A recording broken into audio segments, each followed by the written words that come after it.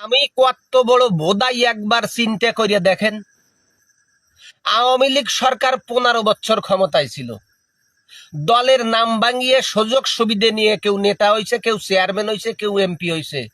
সেই সকল নেতারাই আজ চুপ করে বসে আছে। অনেকজন আতাত করে এখন কি সুন্দর দিব্যি এলাকায় চলাফেরা করতেছে।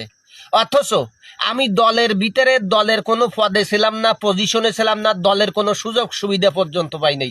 এত পানির ট্যাঙ্কি জননেত্রী শেখ হাসিনা মানুষকে দেশে, বিশ্বাস করেন খোদার কসম, এই রাতের বেলা কইতেছি, আমি একটা পানির ট্যাঙ্কি পর্যন্ত পাই নাই।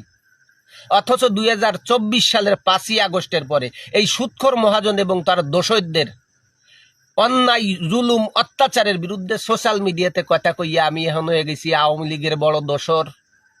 এই আওয়ামী লীগের দোসর হইয়া ঘর ছাড়ছি, বাড়ি ছাড়ছি, এমনি বনে জঙ্গলে রাত রাত পলাই বেড়াইতে হইতেছে। তো আমার মতো বোধাই আর একজন আছে